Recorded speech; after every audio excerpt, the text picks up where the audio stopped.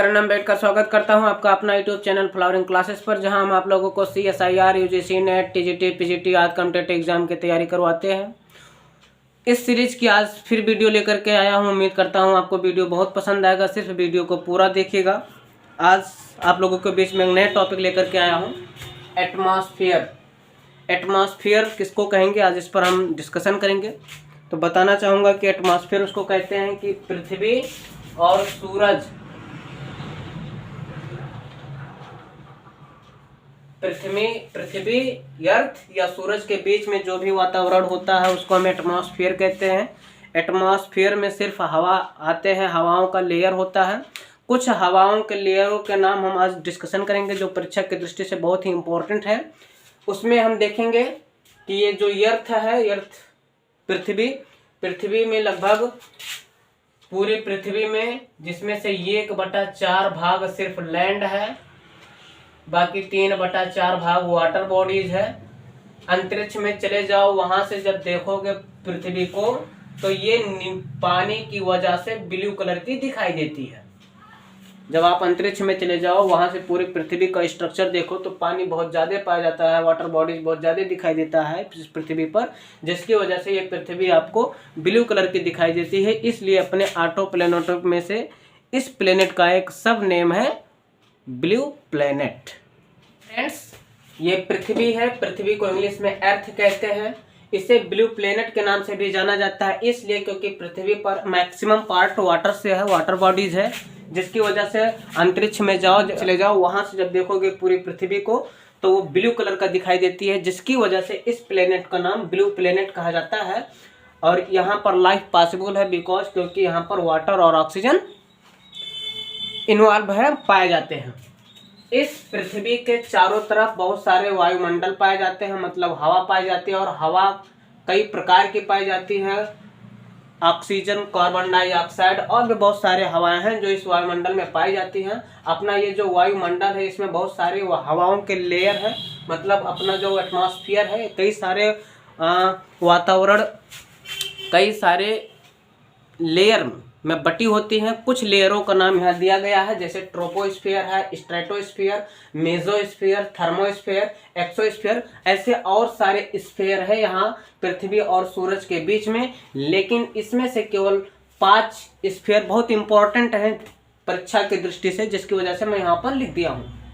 इसमें से पृथ्वी से जैसे ही 0 से लेकर के 15 किलोमीटर तक आप जाओगे, यानी पृथ्वी के सरफेस पे हम लोग हैं, और यहाँ से लगभग हमारी ऊंचाई 15 से 18 किलोमीटर तक जैसे ही ऊपर होते हैं, उन सारी लेयर को हम ट्रोपोस्फीयर कहते हैं। ट्रोपोस्फीयर को हिंदी में क्षोभमंडल कहा जाता है।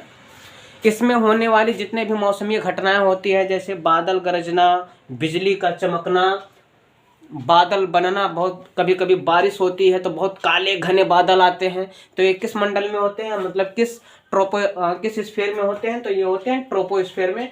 ट्रोपोस्फीयर में बादल बनते हैं, बारिश होती है, मौसम परिवर्तन होता है, चमकना, जो बिजली बहुत तेज चमकती है, ये सारे के सारी घटनाएं होती हैं ट्रोपोस्फीयर में। ये पृथ्वी से 0 से लेकर के 18 किलोमीटर तक मैक्सिमम पाए जा सकते हैं। 18 किलोमीटर से जैसे ही हम थोड़ा सा और ऊपर जाएंगे तो हमारा दूसरा लेयर स्टार्ट हो जाता है, स्ट्रेटोस्फीयर। स्ट्रेटोस्फीयर में क्या होता है कि स्ट्रेटोस्फीयर में पाया जाता है एक ओजोन लेयर। ये ओजोन लेयर सूरज से आने वाली खतरनाक किरणों को रोक लेती है और नीचे पृथ्वी पर नहीं आने देती है। ओजोन लेयर बहुत सारे खतरनाक किरणों को रोक करके वहीं डिसॉल्व कर देती है, वो पृथ्वी तक आने नहीं देती है। बहुत सारी ऐसे किरणें हैं जो पृथ्वी पर आ सकती हैं, और बहुत सारे ऐसे किरणें हैं जो खतरनाक हैं, जिसे ओजोन लेयर रोक देता है। इसलिए रोक देता है क्योंकि वो वहां से डिसॉल्विंग प्रोसेस स्टार्ट कर देता है। ओजोन परीक्षा में पूछ ले जाता है कि ओजोन लेयर किस स्फीयर में पाया जाता है। 4 ऑप्शन दे देंगे, ट्रोपो, स्ट्रेटो, मेसो और थर्मोस्फीयर। इसमें से आपको कंफर्म होना चाहिए कि ओजोन लेयर स्ट्रेटोस्फीयर का हिस्सा है। ओजोन लेयर क्या करता है कि ये खतरनाक किरणों जैसे अल्ट्रावायलेट रे हो गया उसको रोककर रिटर्न कर देती है एटमॉस्फेयर में। सिर्फ लाभदायक किरणें हैं जो पृथ्वी तक पहुंच पाती हैं। और ये स्ट्रेटोस्फेयर का रेंज होता है 15 से 18 किलोमीटर से थोड़ा 50 किलोमीटर तक, और ऊपर जाओ तो वहाँ तक आपका रेंज शुरू हो जाता है स्ट्रेटोस्फेयर।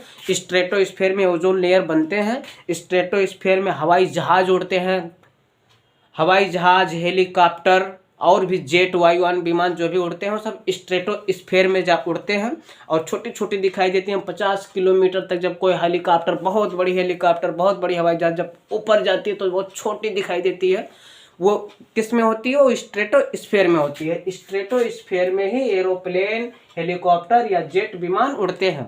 एक बहुत इंपॉर्टेंट और है कि ओजोन लेयर भी स्ट्रेटोस्फेयर में ही पाया जाता है।